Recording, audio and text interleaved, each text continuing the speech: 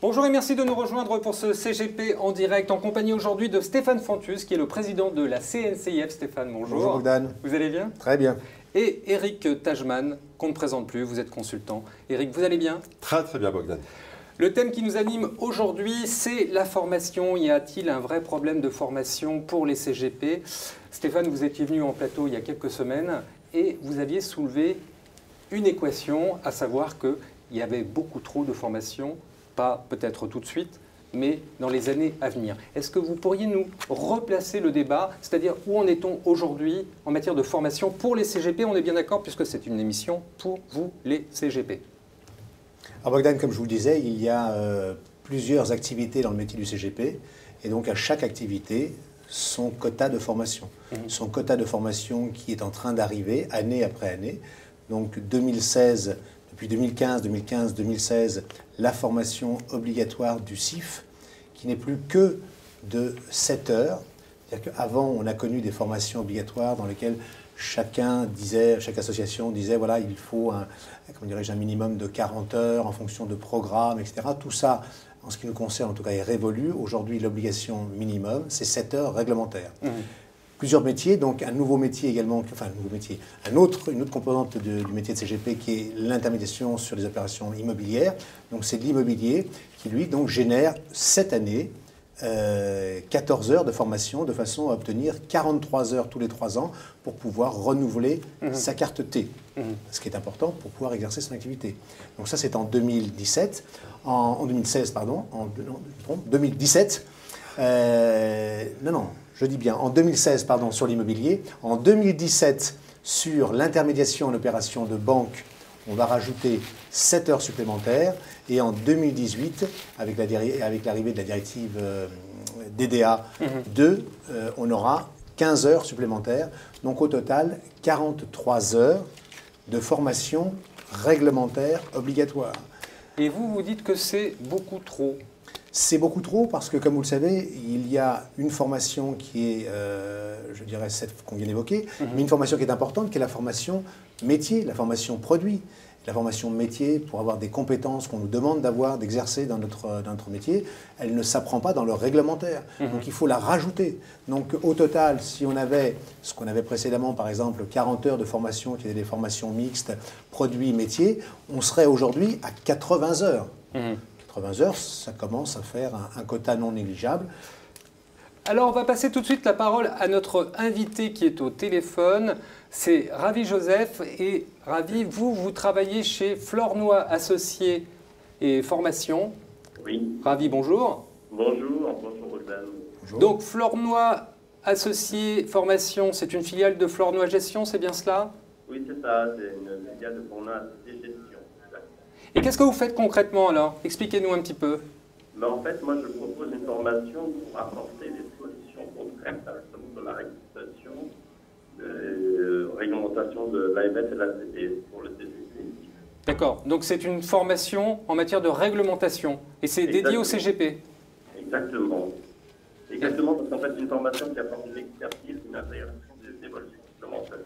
D'accord. Une tâche importante pour le CGP. Très bien. Alors, Eric, vous avez longtemps, vous avez fait votre carrière dans l'asset management. Est-ce que vous en avez fait beaucoup des formations? Parce que là, tout à l'heure, il y avait une question intéressante d'internaute.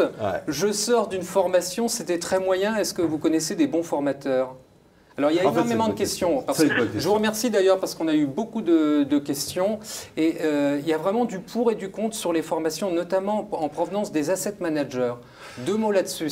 J'ai même un CGP qui a commencé par rigoler au téléphone quand je lui ai parlé d'asset manager et de formation validante. Il était mort de rire. Il a failli tomber de sa chaise.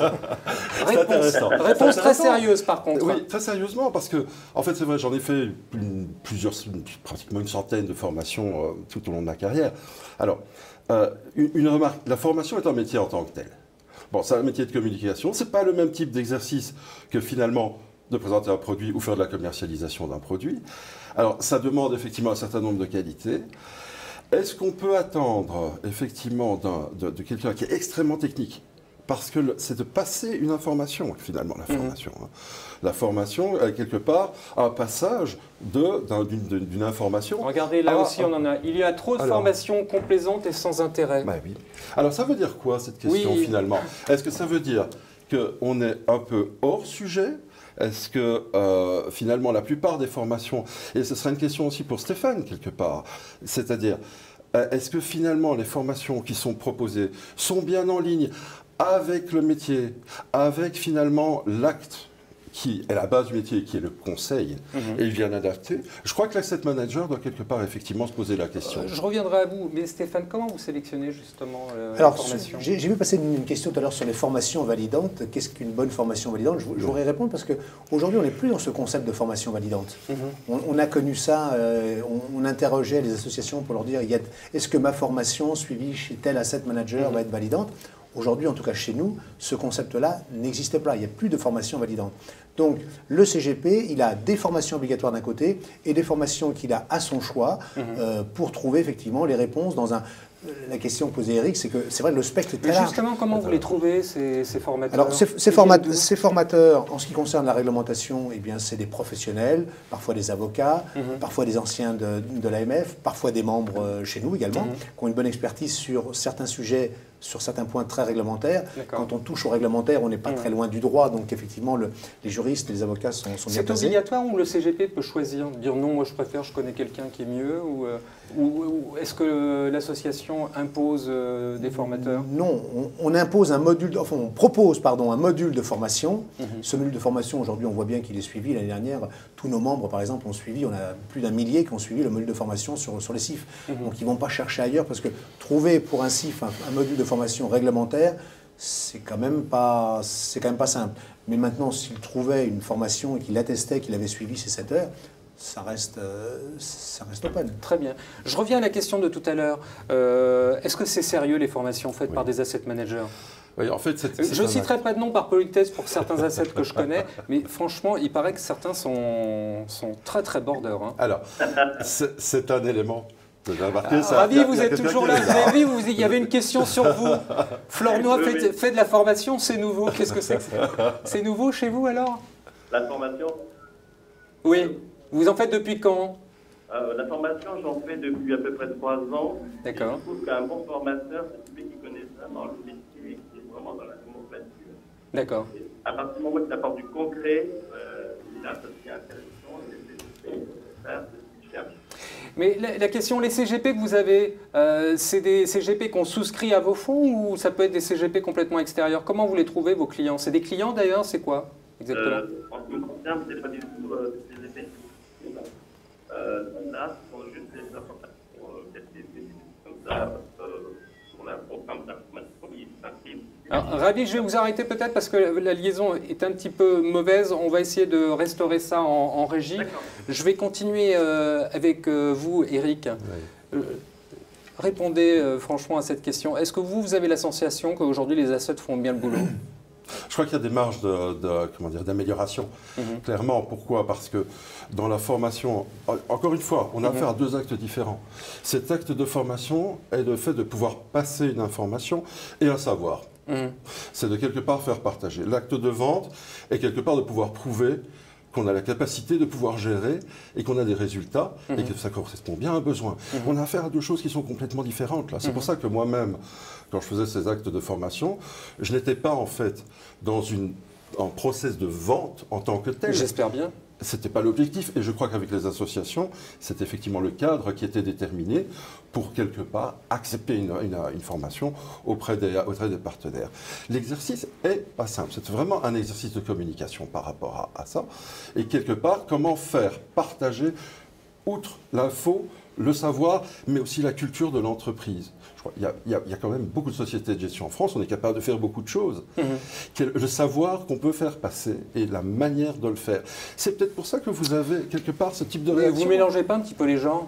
Parce que derrière, c'est pour vendre des produits. Donc les commerciaux qui tournent, qui font des roadshows, Comme vous dites, je crois que la question est bonne. Il ne faut pas mélanger les gens. Il y a effectivement dans une... Est-ce que vous y veillez? Est-ce que vous vérifiez si les formateurs sont bons? Comment ça se passe d'ailleurs? Du temps où il y avait ces formations validantes, c'était effectivement une exigence que nous avions. C'est-à-dire qu'on ne souhaitait pas qu'une formation soit, quand on voyait le détail du programme, soit majoritairement sur une formation produit. On considérait que dans ce cadre-là, ce n'est pas une formation validante. Nous, ce que l'on souhaitait, c'est qu'effectivement, on ait des formations sur lesquelles il y a une compétence qui est apportée. Donc, c'est toujours difficile sur un, comment dirais-je, quand un asset manager fait une formation, c'est le temps passé. C'est-à-dire que sur un programme, je veux dire, de 3 heures, si vous avez 2 heures qui sont pour expliquer ce qu'est un fonds structuré, comment la nouvelle réglementation sur les fonds structurés doit se faire. Savez-vous que le formateur est bon? Ça, c'est pas le gars dans la salle parce que lui il est là pour apprendre. Donc est-ce que quelqu'un vérifie si le type est bon? Il ne suffit pas de bien parler. Ça c'est les retours qu'on peut avoir. Donc nous on demande en général à nos membres sur les formations que nous faisons, pas sur les formations qui sont dans toute la nature, mais sur les formations que nous faisons, on demande toujours un retour, que ce soit les formations en présentiel ou en distanciel. On demande toujours à avoir effectivement un retour et savoir si on répond à la situation du stagiaire. Qui prend en charge ces formations? C'est payé par qui? Ces formations sont prises en charge. Il faut savoir que chaque professionnel libéral, chaque CGP, soit un statut de gérant majoritaire ou de libéral, et il est pris en charge par un fonds qui s'appelle le FIFPL, le Fonds de formation des professions libérales. Soit vous êtes pris en tant que, par exemple, président d'une SAS, vous êtes pris en charge par un OPCA. Alors, tout ou partie, parce qu'évidemment, ça dépend de... Donc ça ne coûte rien au CGP? Ça coûte peu. Après, ça dépend effectivement entre une formation à 500 €, une formation à 5000 €, tout dépend. Et c'est obligatoire? Ça veut dire la cotisation est obligatoire, oui, ça c'est clair. Si vous ne faites pas le nombre d'heures de formation par an, qu'est-ce qui se passe? Là, on est hors réglementation, c'est-à-dire qu'en tant qu'association, nous sommes obligés de sanctionner les professionnels. En ce qui concerne par exemple la carte T, la carte T qui sera délivrée non pas par nous, mais par maintenant les chambres de commerce avant les préfectures, cette carte T ne sera pas renouvelée si vous n'avez pas votre quota. Alors, je voyais tout à l'heure une question d'un CGP qui avait vu la même formation mais sous un intitulé différent. C'est possible ça ou pas? Ou est-ce que c'est réglementé? On sait que si on a une formation sur la réglementation sur un point bien précis, comment on peut s'y retrouver? J'ai l'impression que c'est un vaste marché dont on ignore tout. Alors, on n'ignore pas tout, puisque vous savez qu'il y a eu le marché de la formation au sens large du terme est un très gros marché en France, dans lequel, je dirais, aussi bien la DGFP s'est penchée, la Cour des comptes s'est penchée. Donc, effectivement, il y a peut-être quelques abus. Là, je ne suis pas spécialiste de la question, mais je crois que d'une façon générale, les gens font la formation qui est écrite en adéquation. Il n'y a pas vraiment de... J'ai vu 2 formations qui traitaient du même sujet, mais avec un intitulé différent. Comment faire simple quand on peut faire compliqué? C'est étonnant, c'est étonnant comme remarque. Donc, certainement, votre internaute a dû faire ce type d'expérience. On touche pas quand il y a des fautes d'orthographe. On corrige juste les fautes d'orthographe. Alors, il y a juste c'est énorme, mais bon. Donc, il y a juste peut-être une remarque. On voit bien que l'exercice là est piégeux. Pourquoi? Parce que finalement, le feedback dans la salle peut être extrêmement dur ou négatif, en disant mais finalement j'ai déjà vu cette même formation, ces 2 sujets, quelque part on se sent un peu floué dans l'histoire. Donc pour l'asset manager et pour le prestataire ou pour le présentateur, ce genre de remarque est terrible puisque effectivement ça lui collera. Donc pour l'asset manager en tant que tel, on fait extrêmement attention à ce genre de choses. Très bien, alors l'heure tourne, il va falloir qu'on termine cette émission, mais auparavant, juste pour finir, aujourd'hui Stéphane, est-ce que vous considérez qu'il y a suffisamment d'heures de formation et qu'il n'en faut pas plus? Est-ce que vous faites quelque chose justement pour que les autorités le sachent? Ou est-ce que vous pensez qu'on doit aller vers encore plus de formation, d'accompagnement? Alors, bien sûr, effectivement, qu'aujourd'hui, c'est déjà suffisant. On se bat effectivement avec les autorités pour faire en sorte que des modules, par exemple, prenons un module qui est connu de tous, un module sur la connaissance sur la LAB, donc la lutte anti-blanchiment. On l'a dans l'immobilier, on l'a dans le CIF, on l'a dans l'intermédiation en assurance. Donc ce même module-là, nous on milite pour que, aujourd'hui par exemple le pôle commun CPR, AMF, puisse dire si vous avez suivi ce module-là, vous l'avez suivi pour les 2 formations. On négocie également avec la chancellerie pour la partie immobilière pour que vous avez suivi ce module. Donc vous faites un vrai travail de lobbying. On fait ce travail-là. Idem sur la certification qui va devenir obligatoire. C'est pareil, on a discuté avec l'AMF pour faire en sorte que ça puisse être pris en compte dans les formations qu'on fait. Bien, écoutez, si vous estimez que ça mérite une autre émission, on le fera avec grand plaisir. Stéphane, merci beaucoup. Merci Bogdan. Eric, merci à vous. Merci. Je vous remercie de nous avoir suivis pendant ces 15 minutes. Si vous avez des questions, surtout n'hésitez pas. Nous le ferons passer à nos deux invités. Et on se retrouve mercredi prochain à la même heure. Bonne soirée.